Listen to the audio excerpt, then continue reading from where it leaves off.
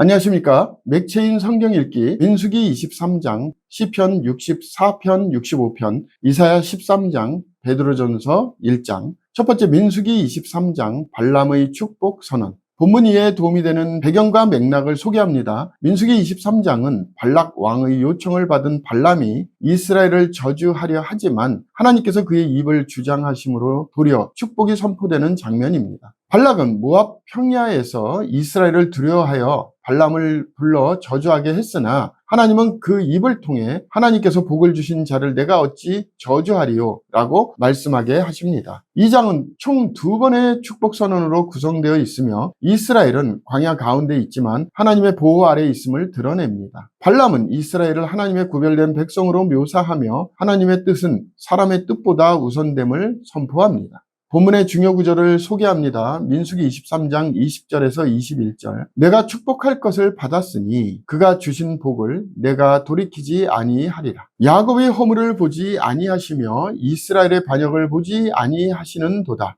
여호와 그들의 하나님이 그들과 함께 계시니 왕을 부르는 소리가 그 중에 있도다.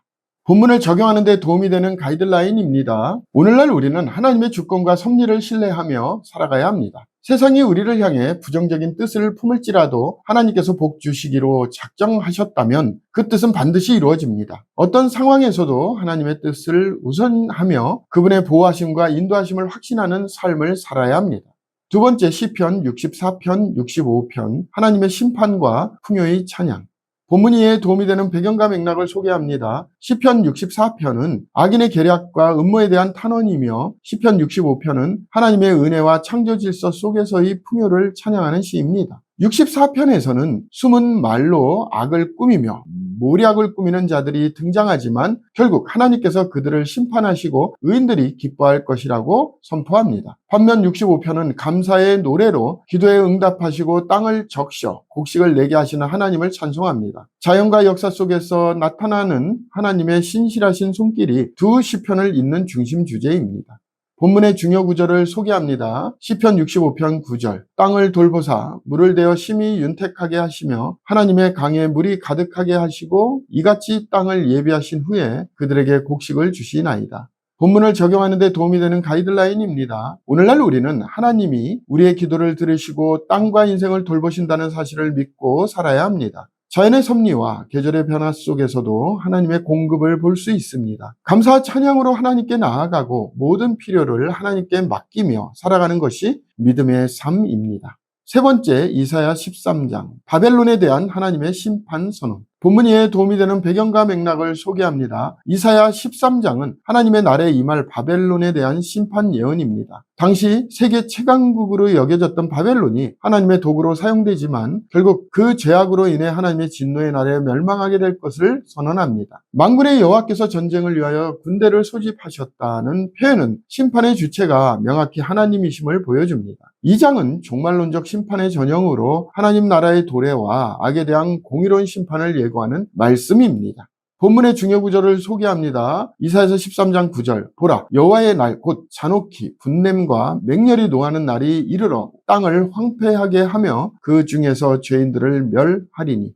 본문을 적용하는 데 도움이 되는 가이드라인입니다. 오늘날 우리는 하나님이 정의로우시며 죄에 대해 반드시 심판하신다는 사실을 기억해야 합니다. 세상의 악이 강해 보여도 결국 하나님의 날이 임할 것입니다. 그러므로 우리는 경건과 거룩함으로 자신을 돌아보고 주의 날을 준비하는 삶을 살아야 합니다. 오늘의 마지막 본문 베드로전서 1장 산소망과 거룩한 삶. 본문 이해에 도움이 되는 배경과 맥락을 소개합니다. 베드로전서 1장은 흩어진 성도들에게 보낸 편지의 서두로 하나님께서 예수 그리스도의 부활로 말미암아 주신 산소망과 하늘의 기업을 소개합니다. 너희가 연단을 받아도 기뻐하라 라는 말씀을 통해 시련의 목적과 영광스러운 상속의 보장을 강조합니다. 또한 너희가 거룩한 자처럼 너희도 모든 행실에 거룩한 자가 되라 는 말씀은 성도의 윤리적 부르심을 말합니다. 고난 중에도 믿음의 길을 걷는 자들에게는 하나님의 약속과 능력을 보여주십니다. 본문의 중요 구절을 소개합니다. 베드로전서 1장 3절 4절. 우리 주 예수 그리스도의 아버지 하나님을 찬송하리로다. 그의 많으신 긍휼대로 예수 그리스도를 죽은 자 가운데서 부활하게 하심으로 말미암아 우리를 거듭나게 하사 산 소망이 있게 하시며 썩지 않고 더럽지 않고 새하지 아니하는 유업을 있게 하시나니 곧 너희를 위하여 하늘에 간직하신 것이라. 본문을 적용하는 데 도움이 되는 가이드라인입니다. 오늘날 우리는 시련 가운데서도 낙심하지 말고 산 소망을 붙들어야 합니다. 우리의 구원은 부활하신 그리스도 안에서 안전하며 하늘에 간직된 유업은 절대 사라지지 않습니다. 삶의 고난 가운데서도 거룩한 부르심을 따라 하나님의 자녀답게 살아가는 것이 믿음의 길입니다. 오늘 본문에 베드로전서가 시작되므로 베드로전서가 쓰여진 목적을 소개합니다. 베드로전서는 소아시아 지역에 흩어진 성도들에게 보낸 편지로 믿음으로 인한 고난 가운데 있는 성도들을 격려하고 그리스도인의 정체성과 삶의 자세를 가르치기 위해 쓰여졌습니다. 특히 거듭남과 산소망, 그리스도의 부활과 다시 오심에 대한 소망을 강조하며 성도는 거룩한 백성으로서 세상 가운데 구별된 삶을 살아야 한다고 가르칩니다. 베드로는 고난이 일시적이며 그것은 믿음의 정금 같은 연단을 위한 하나님의 섭리임을 강조합니다. 또한 성도는 선행과 순종, 사랑과 존경의 삶을 통해 세상 속에서 그리스도의 빛을 드러내야 하며 궁극적으로 그리스도의 다시 오심을 기다리며 믿음을 지켜야 함을 독려합니다. 베드로전서는 고난의 시대에 살아가는 모든 성도에게 신학적 위로와 윤리적 도전을 동시에 주는 서신입니다. 감사합니다.